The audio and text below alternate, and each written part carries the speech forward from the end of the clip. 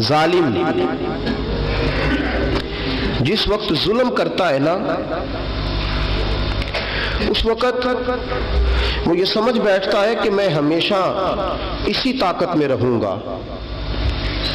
ظالم جب ظلم کرتا ہے تو وہ سمجھتا ہے کہ شاید یہی قوت، یہی طاقت، یہی جوانی، یہی اقتدار یہ قائم رہے گا، لیکن کبھی ظلم کا راج قائم رہ سکا نہیں، رہتا ہی نہیں۔ یزید نے ظلم کی حد کر دی، جب تخت حکومت میں بیٹھا تو ظلم کی حد کر دی، حد کر دی اس نے سمجھا تھا کہ شاید یہ اقتدار میرے پاس رہے گا، شاید یہ تخت جو میں نے سجایا ہے اس پہ سجا رہوں گا، بنا رہوں گا، قائم رہوں گا۔ اسے سمجھ نہیں نہ آئی کہ حکومتیں ظلم سے نہیں عدل سے قائم رہتی ہیں۔ میرے عمر فاروق رضی اللہ تعالیٰ عنہ کی حکومت عدل سے قائم تھی تو 12 سال قائم رہی، 12 سال قائم رہی، اور عمر چلے گئے، عدل کرتے کرتے چلے گئے۔ میں اگلے جمعے بیان کروں گا حضرت عمر کے بارے میں۔ جناب عمر چلے گئے، عدل کرتے کرتے دنیا سے رخصت ہو گئے، لیکن مدینے کی گلی سے بھی جا کے پوچھو گے تو عمر کے عدل کی گواہی دے گی۔ مدینے کی گلی اور مٹی بھی کہے گی کہ عمر عادل تھا۔ یزید نے ظلم کیا نا، پورے 4.5 سال رہا، لیکن اس کا خیال تھا کہ میں جمع رہوں گا، بنا رہوں گا، رہ سکا نہیں، رہ سکا، کیونکہ اللہ غافل ہے، اللہ کو پتہ ہے۔ اور ایک اور بات بھی، ایک اور جملہ بھی کہنے لگا ہوں، اسے بھی یاد رکھیے گا، ظالموں کو مددگار بھی مل جاتے ہیں، ظالموں کو مددگار بھی مل جاتے ہیں، بلکہ ظالموں کے مددگار زیادہ ہوتے ہیں۔ بدی جلدی پھیلتی ہے، گناہ جلدی پھیلتا ہے، ظالموں کے مددگار زیادہ ہوتے ہیں۔ یزید کو مددگار ملے، ابن سعد ملا، ابن زیاد ملا، شمر ملا، خولی بن یزید ملا، بڑے اسے مددگار ملے جو کہتے تھے کہ بالکل کوئی خطرہ ہی نہیں، دنیا تو ترستی ہے تیری دید کو، اور سب خیر ہے، ہر جگہ امن ہی امن ہے۔ یزید جب ظلم کر رہا تھا تو سمجھتا تھا مجھے کوئی نہیں پوچھے گا، کوئی میرے قریب نہیں آئے گا، لیکن یارو اس تک دنیا کا کوئی بندہ تو نہیں پہنچ سکا، لیکن اللہ کا قہر تو پہنچ گیا نا، اللہ کے انصاف کا ہاتھ تو پہنچ گیا نا، رب تو ہے نا دیکھنے والا۔ عبیداللہ ابن زیاد کے دربار میں جب سیدنا امام حسین کا کٹا ہوا سر پہنچا نا، اس نے ایک چھڑی پکڑی، اور چھڑی پکڑ کے نا تو امام حسین کے لبوں پہ مارنے لگا، کہنے لگا تجھے کہا تھا نا بات مان جا، کٹا ہوا سر تشت میں رکھا ہے، تجھے کہا تھا نا بات مان جا۔ راوی کہتا ہوں عبیداللہ ابن زیاد نے چھڑی ماری اور اس نے بے ادبی کی، کہنے لگا تو تھا ہی اس قسم کا، تیرا یہی حال ہونا چاہیے تھا معاذ اللہ۔ حضرت بریدہ اسلمی حضور کے صحابی دربار میں موجود تھے، فرمایا ابن زیاد تو برا ہے، تیرا باپ برا ہے، چھڑی پیچھے کر۔ کئی بار میں نے ان لبوں کو مصطفیٰ کو بوسے دیکھے ہوئے دیکھا ہے، پیچھے کر، پیچھے کر، ہٹا لے۔ راوی کہتے ہیں کہ 1 2 3 4 5 6 سال گزر گئے، وہی کوفے کا دربار، وہی محل، وہی تخت اور وہی تشت جس میں امام حسین کا سر رکھ کے لایا گیا تھا۔ 6 سال کے بعد مختار ثقفی حکمران بن گیا۔ مختار ثقفی نے کہا کہ میں چن چن کے ماروں گا وہ بندے جنہوں نے امام حسین کو قتل کیا تھا۔ 1 نہیں 2 نہیں 4 نہیں 6000 بندہ مارا اس نے، چن چن کے۔ راوی کہتے ہیں کہ یہ ابن زیاد 30,000 فوج لے کے نہر فرات کے کنارے میدان کربلا کے سامنے آیا اور اس نے جہاد کیا۔ مختار ثقفی نے ابراہیم بن مالک کو بھیجا، فرمایا جاؤ قتل کر کے لاؤ۔ لڑائی شروع ہو گئی، یکم محرم کو ہوئی تو پھر بند ہو گئی، پھر 5 کو شروع ہو گئی، پھر 7 کو شروع ہو گئی، 10 محرم کا دن آ گیا 6 سال کے بعد، وہی ظہر کا وقت آ گیا، وہی عبید اللہ ابن زیاد جس نے امام حسین رضی اللہ تعالیٰ عنہ کو قتل کروایا تھا، وہ گرا ہوا ہے اور زمین پہ گرا ہے، اس کی گردن پہ ابراہیم بن مالک نے پیر رکھا اور اس کی گردن کو کاٹ کے تشت میں رکھا، اور تشت میں رکھ کے جب اس نے کوفہ بھیجا، وہی تخت جس پہ عبید اللہ ابن زیاد نے بیٹھ کے امام حسین کے مبارک لبوں پہ چھڑی ماری تھی، اسی تشت پہ رکھ کے جب اسی عبید اللہ ابن زیاد کا سر سامنے رکھا تو کوفے کے اس دارالخلافہ کے ایک کونے سے ایک بابا بولا اور بول کے کہنے لگا، لوگوں گواہ رہنا میرا رب بڑا عادل ہے، گواہ رہنا اللہ بڑا عادل ہے۔ چیختا ہے، کونے سے پکارتا، کہتا لوگوں عدل ہو گیا، انصاف ہو گیا، عدل ہو گیا، انصاف۔ دیکھو دیکھو، جب حسین کا سار آیا تھا، ابن زیاد نے گستاخی کی تھی تو کونے سے آوازیں نکلنے لگی تھی کہ زیاد برا ہے، حسین اچھا ہے۔ آج ابن زیاد کا سار آیا ہے، آواز پھر کونے سے نکلی ہے، لیکن آواز کیا گونج رہی ہے؟ آواز پھر وہی گونج رہی ہے، زیاد ابن زیاد برا تھا، حسین کو اللہ نے بڑی عزت عطا فرما رکھی۔ مکافات عمل، مکافات عمل۔ اللہ غافل نہیں ظالم جو کام کرتے، اللہ غافل نہیں۔ 6 سال کے بعد وہی دن، وہی وقت، وہی گھڑی، وہی لمحہ، وہی سارا نظام، وہی دربار۔ انسان ڈرتا نہیں، انسان باز آتا، عبرت پکڑتا۔ ابن زیاد اس وقت کہتا تھا کہ میں جاؤں حسین کے پاس، یہ میں جو ہوتی ہے یہ مروا دیتی ہے۔ شیطان نے کہا تھا انا خیر منہم، میں بہتر ہوں، بس ختم ہو گیا، ختم ہو گیا۔ ابن زیاد قتل ہوا، وہی تاریخ، وہی زمانہ، اللہ کریم نے اس کو ذلت کی موت دی، مرا، اور 30,000 فوج لے کے نکلا تھا، پھر بھی بچ سکا نہیں۔ یہ ابن زیاد کا حال ہوا۔ ابن سعد صحابی کا بیٹا تھا، نبی پاک علیہ السلام کے پیارے صحابی کا بیٹا تھا، جناب سعد بن ابی وقاص کی اولاد تھی۔ لیکن یاد رکھنا، اگر ایک صحابی کا بیٹا یزید بن سکتا ہے تو دوسرے کا ابن سعد بھی بن سکتا ہے۔ اور صرف یوں ہی توجہ نہ کیا کرو، ابو جہل کا بیٹا بھی تو صحابی رسول بن گیا تھا نا۔ یخرج الحی من المیت و یخرج المیت من الحی، رب فرماتے میں زندوں سے مردے اور مردوں سے زندے نکال دیا کرتا ہوں۔ میں کبھی کبھی کعبے کے اندر بت بھی رکھوا دیتا ہوں، گھر میرا اور میرے ہی شریک اس گھر کے اندر راج کرتے رہتے، میری بے نیازی ہے، کچھ کا کچھ کر دیتا ہوں۔ ابن سعد مختار حکمران بنا تو مختار ثقفی نے ابن سعد کے بیٹے حفص کو بلایا، اور مزے کی بات یہ ہے کہ مختار جو بعد میں حکمران بنا نا، بڑی یاری تھی اس کی ابن سعد کے ساتھ۔ جتنے قاتلان امام حسین تھے وہ کوفہ چھوڑ کے بھاگ گئے، دوڑ گئے۔ اور ایک بات یاد رکھنا، ظالم بزدل ہوتا ہے، ظالم بزدل ہوتا ہے، اس کے اندر وہ اطمینان نہیں ہوتا، تو ڈر لگتا۔ بھاگ گئے سارے کوفہ چھوڑ کے، لیکن ابن سعد نے کہا مختار میرا یار ہے، مجھے کچھ نہیں کہے گا۔ اس کے گھر والوں نے سمجھایا کہ تو دوڑ جا، تیرا تو ظلم بھی بہت زیادہ ہے، دوڑ جا تو۔ اس نے کہا نہیں میرا یار ہے، مجھے کچھ نہیں کہے گا۔ اس نے کہا تو نبی پاک کے نواسوں کا نہیں بنا تو تیرا یار تیرا بنے گا، تو رسول پاک علیہ السلام کے خاندان کا نہیں بنا، ان کا تو نے احترام نہیں کیا، یاری کا۔ اس نے کہا نہیں مجھے کچھ نہیں کہنے والا، تم چھوڑو اس بات کو۔ حفص کو پیغام بھیجا، بیٹا آیا۔ مختار نے کہا تیرا باپ کدھر ہے؟ اس نے کہا جی ابا جی اب باہر نہیں نکلتے، بس گھر کے کونے میں بیٹھ کے اللہ اللہ کرتے ہیں۔ اس نے کہا اچھا کیا کرتے ہیں؟ کہا جی گوشہ نشین ہو گئے۔ اس نے کہا اب تیرا باپ گوشہ نشین ہوا ہے؟ اب گوشہ نشین ہوا ہے؟ بھیڑیے سے لومڑی نے کہا کہ جاؤ شکار کر لو، تو بھیڑیا کہنے لگا بوڑھا ہو گیا تھا نا، بھیڑیا کہنے لگا نہیں میں نیک ہو گیا ہوں، میں نے شکار کرنا چھوڑ دیا ہے۔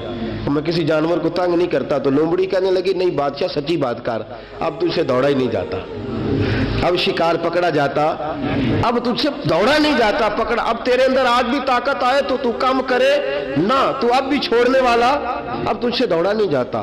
ملا رومی فرماتے ہیں بوڑھا ہو کے تو بھیڑیا بھی نیک ہو جاتا ہے. کہاں کہ جاؤ,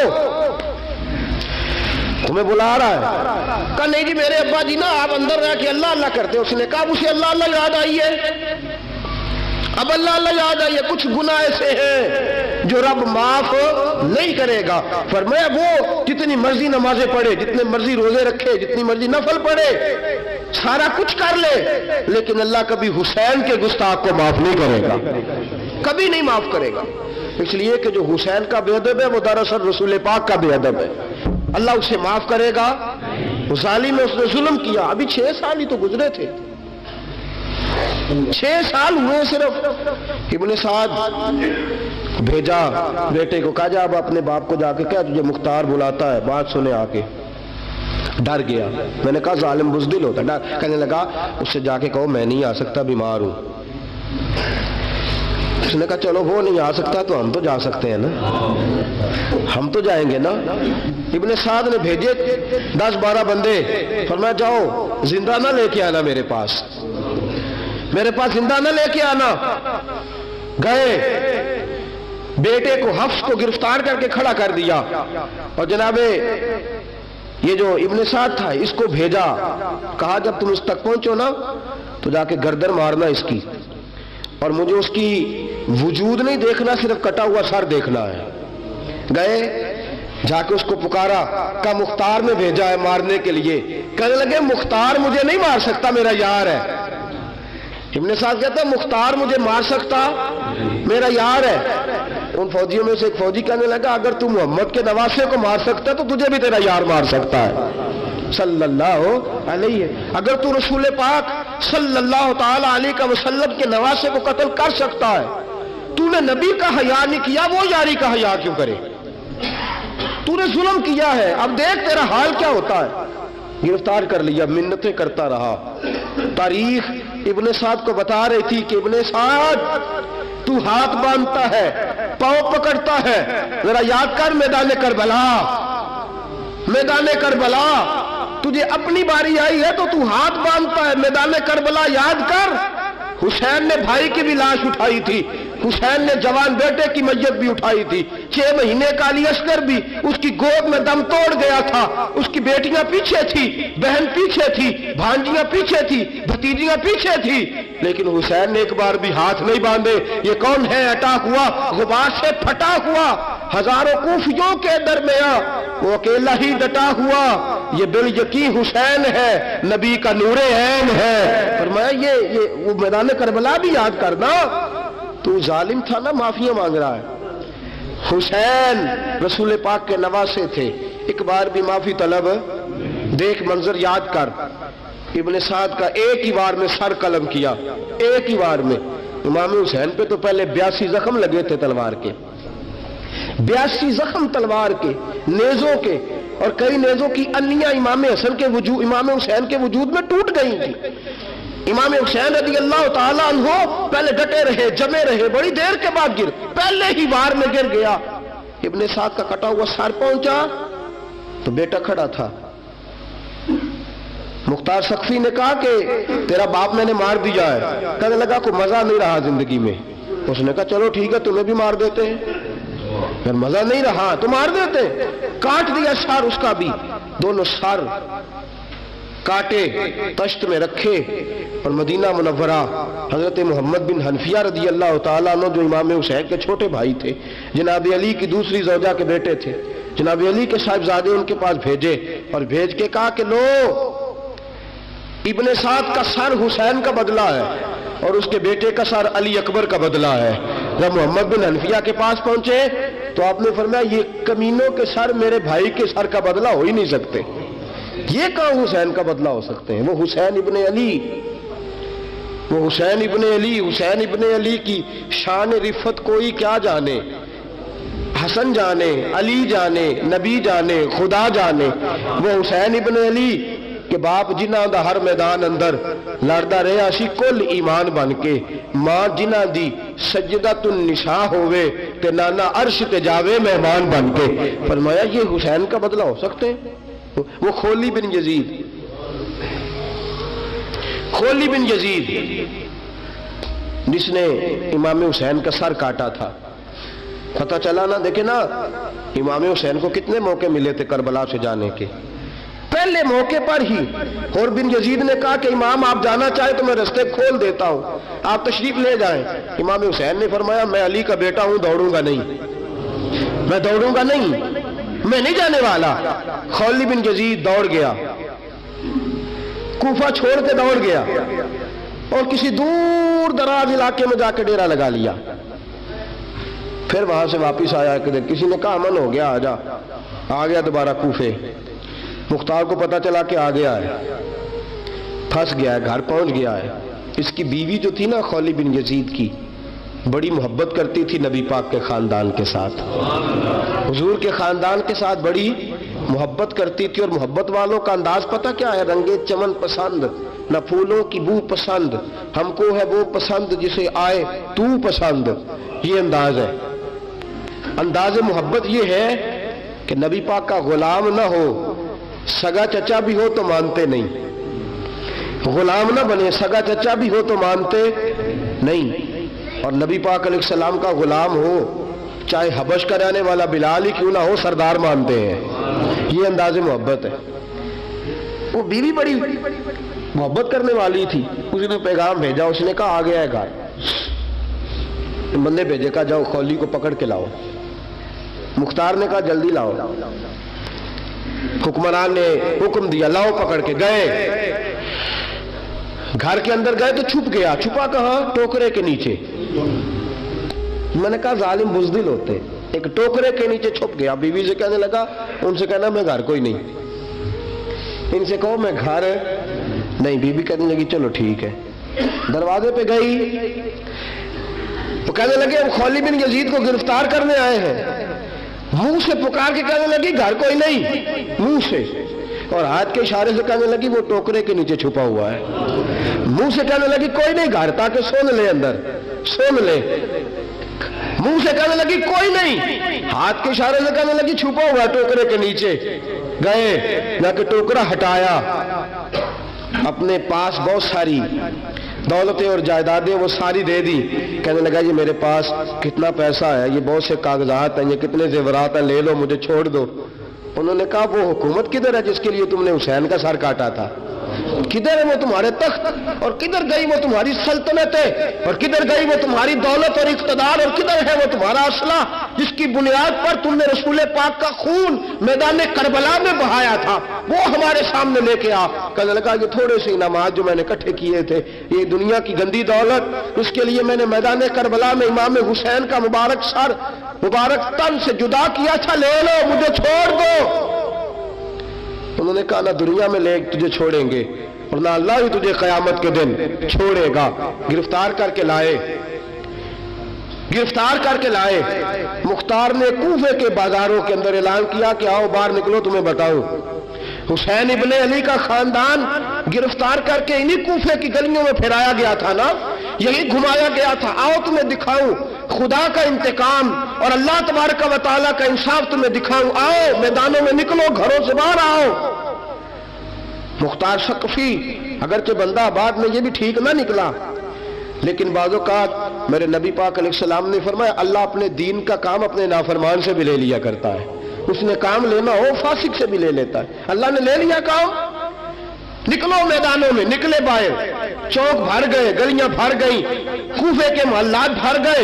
مختار نے کہا لوگوں 6 سال پہلے کی تاریخ بھی ذہن میں رکھنا، اور آج کا دن بھی تم کبھی مجھے وہ خولی بن یزید ہے کہ یہ نعرے لگاتا تھا کوفے کی گلیوں میں کہ میں نے حسین کا سر کاٹا ہے، میں نے حسین کا سر کاٹا۔ تمہارے سامنے کھڑے، پوچھو اس سے پوچھا بھی تو نے حسین کا سر کاٹا؟ کہنے لگا جی میں نے تو بالکل نہیں کاٹا تھا، میں تو انعام کے لیے نعرے لگاتا تھا، میں نے تو نہیں کاٹا۔ اس نے کہا چلو ابھی کرتے ہیں تیرا بندوبست۔ زخم لگائے تلوار کے ساتھ، اس کے وجود پر زخم لگائے، اور جب نڈھال ہو گیا، خون بہ گیا، زمین پہ گر گیا، تو تو مختار نے کہا اس کے وجود کو آگ لگا دو، زندہ کو جلا دو۔ جب وہ جل رہا تھا راکھ اڑ رہی تھی، لوگ کہہ رہے تھے کہ دیکھو یاد رکھنا اللہ نے رسی ڈھیلی کر دی تھی، اب رب نے رسی کھینچی ہے، تو دیکھو خدا سے بڑا کسی کا انصاف نہیں ہے۔ کس انداز میں امام حسین کے قاتل کو شمر ذیل جوشن، میں نے کہا تھا 10 محرم کے دن جب مختار کے لوگ اس کے پیچھے بھاگے تو مدینہ منورہ تک گیا، حضرت امام زین العابدین سے بھی ملا، انہوں نے پانی بھی پلایا، کہنے لگا امام صاحب لگتا ہے آپ نے مجھے پہچانا نہیں۔ فرمایا میرا سارا گھر اجاڑ دیا، میں تجھے بھول سکتا ہوں؟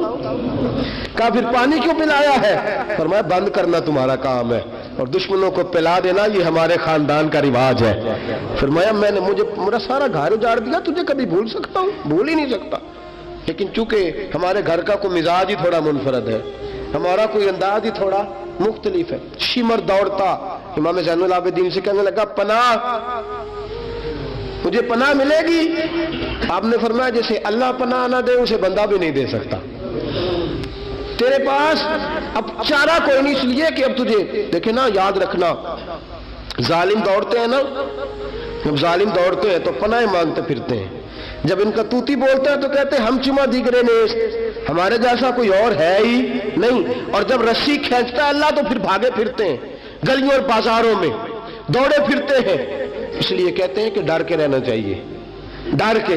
آج ان کے ساری شمر کو کہا کہ تو اب تجھے کوئی پناہ دے نہیں سکتا، اس لیے کہ تو اللہ کی پکڑ میں آنے والا ہے۔ شمر دوڑتا دوڑتا ایک گاؤں میں جا کے چھپ گیا، وہاں کے لوگوں کو مارا پیٹا، کہا قبر کسی نے بتایا تو گردن اڑا دوں گا۔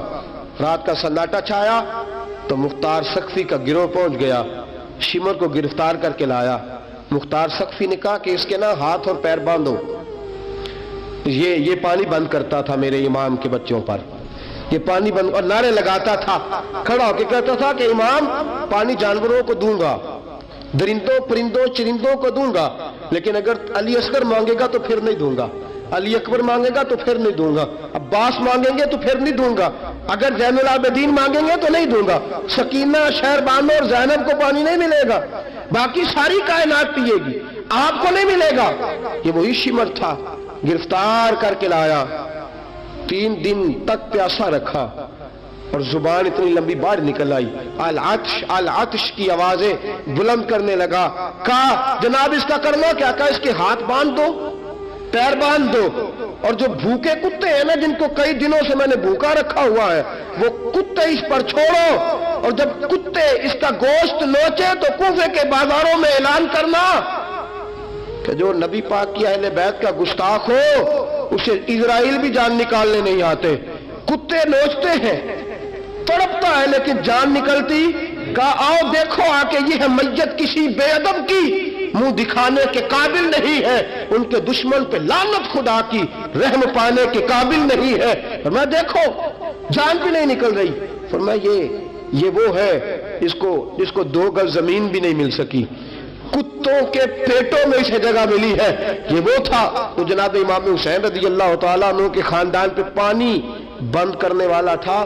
میرے عزیزو دیکھو رب فرماتا ہے کہ میں کبھی کسی ظالم سے غافل نہیں